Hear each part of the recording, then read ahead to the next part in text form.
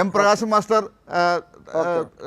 താങ്കളോടുള്ള രണ്ടുപേരുടെയും ചോദ്യത്തിൽ വരുന്ന കാര്യങ്ങൾ, വിമർശനത്തിൽ വരുന്ന കാര്യങ്ങൾ എന്താണെന്ന് വെച്ച് കഴിഞ്ഞാൽ, കഴിഞ്ഞ ഉപതെരഞ്ഞെടുപ്പുകൾ നോക്കൂ, പാർലമെൻറ്റ് തെരഞ്ഞെടുപ്പുകൾ നോക്കൂ, പഞ്ചായത്ത് തെരഞ്ഞെടുപ്പ് നോക്കൂ, ജനം മുഴുവൻ ഒഴുകിപ്പോയി നിങ്ങളുടെ അടുത്ത് എന്നാണ് പറഞ്ഞു വെക്കാൻ നോക്കുന്നത്. അതുകൊണ്ടാണ് ആത്മവിശ്വാസത്താണ്, സ്ഥാനാർത്ഥി പോലും ഇല്ലെങ്കിൽ അവർ ജയിക്കും എന്നുള്ള അവസ്ഥയാണെന്നാണ് പറഞ്ഞു വരുന്നത്.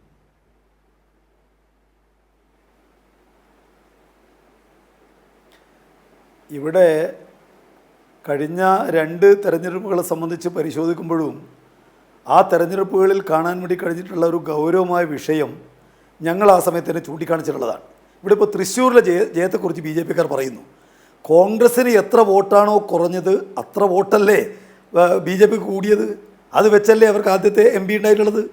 ഇപ്പോൾ തിരുവനന്തപുരം കോർപ്പറേഷൻ്റെ കാര്യം, അവിടെ നിങ്ങൾ കാണാൻ വേണ്ടി കഴിയും, കോൺഗ്രസ് തോറ്റിരിക്കുന്ന 40-ലേറെ സീറ്റുകളിൽ അവർ 3-ാം സ്ഥാനത്താണ്.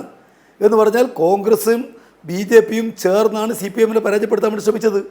ഇനിയിപ്പോൾ BJPയുടെ കാര്യം പറഞ്ഞാൽ, ലോക്സഭാ തെരഞ്ഞെടുപ്പിന് ശേഷം എന്താ തദ്ദേശ തെരഞ്ഞെടുപ്പിനെ കുറിച്ച് പറയാത്തത്? കേരളത്തിൽ BJPക്ക് ലോക്സഭാ തെരഞ്ഞെടുപ്പിൽ 19% വോട്ട് കിട്ടി. എന്നാൽ ഇപ്പോൾ കിട്ടിയ വോട്ട് പറയണ്ടേ? അത് നേരത്തെ കിട്ടിയതിനേക്കാൾ കുറവാണ്, 15% പോലും ഇല്ല. എന്ന് പറഞ്ഞാൽ BJP മുന്നോട്ടല്ല, പുറകോട്ടേക്കാണ്.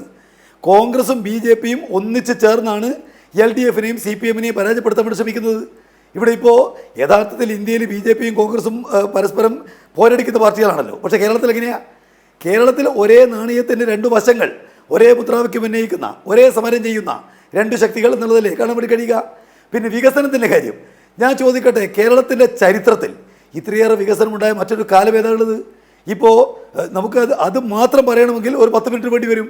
വിഴിഞ്ഞമാവട്ടെ, NH വികസനമാവട്ടെ, അതുപോലെ ഗ്യാസ് പൈപ്പ് ലൈൻ ആവട്ടെ, മലയോര ഹേവി ആവട്ടെ, തീരദേശ ഹേവി ആവട്ടെ, തുരങ്കപാതയാവട്ടെ, 1.25 ലക്ഷം കോടിയുടെ വികസനം കിഫ്ബി മുഖേന മാത്രം നടന്നല്ലോ കേരളത്തിൽ. വികസനം നടക്കാത്ത ഏതെങ്കിലും ഒരു മേഖലയെ ചൂണ്ടിക്കാട്ടാൻ ആർക്കാ കഴിയുക? വികസനത്തിൻ്റെ വസന്തകാലമാണ് കേരളത്തിലെന്ന് കേരളം നോക്കുന്ന ആർക്കും അറിയാൻ വേണ്ടി കഴിയും. 2016 ഉള്ളതുപോലെയുള്ള ഒറ്റ സ്കൂൾ ഇപ്പോൾ ഈ കേരളത്തിലുണ്ടോ? 2016 ഉള്ളതുപോലുള്ള ഒറ്റ ആശുപത്രി ഇപ്പോൾ കേരളത്തിലുണ്ടോ? അന്നുള്ളതുപോലെയുള്ള തകർന്ന റോഡുകൾ ഒറ്റ ഒന്നുണ്ടോ ഈ കേരളത്തിൽ? എല്ലാം മാറിയിട്ടുണ്ട്. അതുകൊണ്ട് ഞങ്ങൾക്ക് വികസനവുമായി ബന്ധപ്പെട്ടുകൊണ്ടും ജനക്ഷേമവുമായിട്ട് ബന്ധപ്പെട്ടുകൊണ്ടും കൃത്യമായ നിലക്ക് ജനങ്ങളെ ബോധ്യപ്പെടുത്താൻ വേണ്ടി കഴിയും. കേരളത്തിലെ ജനങ്ങൾക്ക് അത് നല്ലതുപോലെ ബോധ്യമുള്ള കാര്യമാണ്.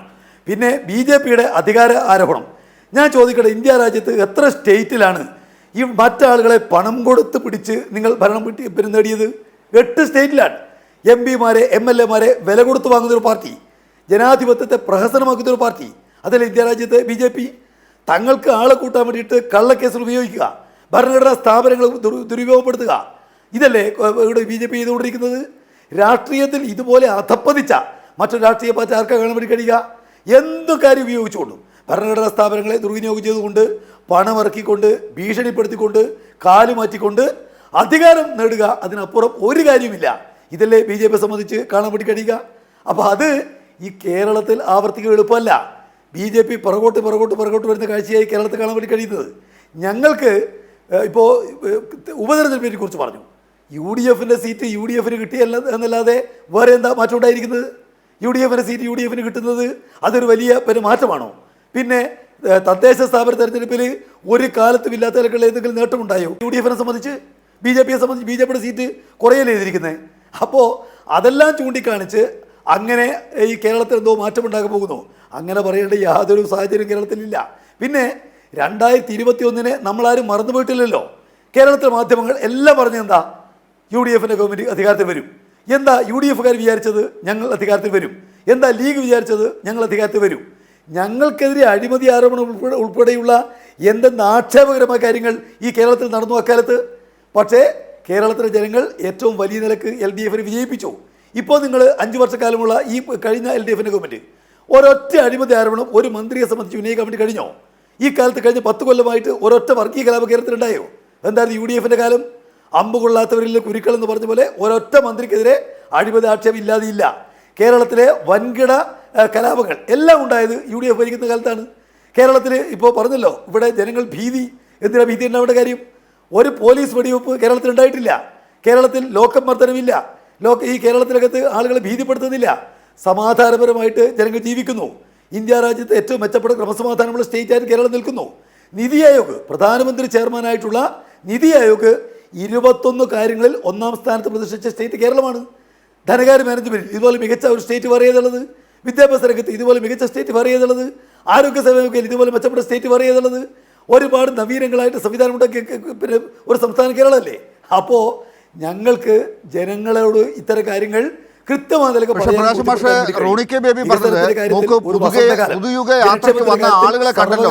ഇന്നിപ്പോ സ്ഥാനാർത്ഥികളെ നേരെ പ്രഖ്യാപിച്ചില്ലെങ്കിൽ കൂടി ഇനിയിപ്പോൾ ഉടനെ പ്രഖ്യാപിക്കുന്ന കാര്യത്തിൽ ആശങ്കയുണ്ടെങ്കിൽ കൂടി പുതുക യാത്രയിൽ ആളുകളൊക്കെ ഒരു പുതു മനസ്സോടുകൂടി അവരെ ഉറ്റുനോക്കുന്നുണ്ട് എന്നാണ്. പുതുയുഗ യാത്രയിൽ ഇറങ്ങിപ്പോയ അതേ KPCC അധ്യക്ഷനാണ് ഇപ്പോഴും ഇറങ്ങിപ്പോകാൻ ഇങ്ങനെ പടിയുടെ മേലെ കാല് വെച്ച് നിൽക്കുന്നത്. പറഞ്ഞെന്താ, പുതുയുഗ യാത്രയിൽ അതിൻ്റെ തൊട്ട് മുമ്പാണല്ലോ ഇവിടെ CPM നടത്തിയ ജാഥ ഉണ്ടായിട്ടുള്ളത്. അതിലെ 10-1 പേര് ഒരൊറ്റ സ്ഥലത്ത് പങ്കെടുത്തുന്നവർ പറയട്ടെ. ഞങ്ങളിതെല്ലാം കാണുന്നവരാണല്ലോ. ആകെ ഞങ്ങൾ നടത്തിയ ജാതികളുടെ ഒരു ഒരു ഒരു വളരെ ചെറിയൊരു അംശമല്ലാതെ പുതുയുഗ യാത്രയിൽ എവിടെ ആളുകൾ ഉണ്ടായിട്ടുണ്ട്? എവിടെയാ പിന്നെ കുഴപ്പമില്ലാത്ത പുതുയുഗ യാത്ര സ്വീകരണം എവിടെ ഉണ്ടായത്? പറഞ്ഞല്ലോ അതിൻ്റെ നേതാവ്, ഞങ്ങൾ തിരുവനന്തപുരത്ത് എത്തുമ്പോൾ അവിടെ സ്ഥാനാർത്ഥികളെല്ലാം പ്രഖ്യാപിക്കും. ഒരു വലിയ പരിപാടി, കേരളത്തെ ആകെ മാറ്റിമറിക്കാനുള്ള ഒരു വലിയ പരിപാടി പ്രഖ്യാപിക്കും. ഇവർ പറഞ്ഞെന്താ? ഈ കേരളത്തിൽ നടപ്പാക്കിക്കൊണ്ടിരിക്കുന്ന 5 കാര്യങ്ങളെ സംബന്ധിക്കുന്ന ഗ്യാരണ്ടി അല്ലേ, നരേന്ദ്രമോദിയുടെ ഗ്യാരണ്ടിക്ക് പകരമായിട്ട് ഇവിടെ കോൺഗ്രസിൻ്റെ ഗ്യാരണ്ടി, അതിലെന്തെങ്കിലും പുതിയ കാര്യമുണ്ടോ? അപ്പോൾ മല എലിയെ പ്രസവിച്ചു എന്ന് പറയുന്ന പോലെയാണ്. കേരളത്തിൻ്റെ വികസനത്തെ സംബന്ധിച്ച് അവർക്ക് ദീർഘകാലത്തിലുള്ള ഒരു കാഴ്ചപ്പാടുമില്ല, ഒരു പദ്ധതിയുമില്ല. എന്തിൻ്റെ പേരെ നിങ്ങൾ ഈ UDF-നെ ജയിപ്പിക്കണം ജനങ്ങൾ? നിങ്ങൾക്ക് ഒരു പുതിയ പദ്ധതി വെക്കാനില്ല. കേരളത്തിലെ പ്രശ്നങ്ങൾ പരിഹരിക്കാൻ എന്തെങ്കിലും മാർഗ്ഗങ്ങൾ പറയാനില്ല. ഈ കേരളത്തിലെ മാറ്റിയെടുക്കുന്നതിനുള്ള എന്തെങ്കിലും പദ്ധതി വെക്കാനില്ല. അതുകൊണ്ട് കേരളത്തിലെ ജനങ്ങൾക്ക് നിങ്ങളെ ഒരു കാരണവശാലും വിശ്വസിക്കാൻ പാകത്തിൽ ഒന്നും നിങ്ങളുടെ പക്കലില്ല എന്നുള്ളത് പകൽ വെളിച്ചം പോലെ വ്യക്തമാണ്. ശരി.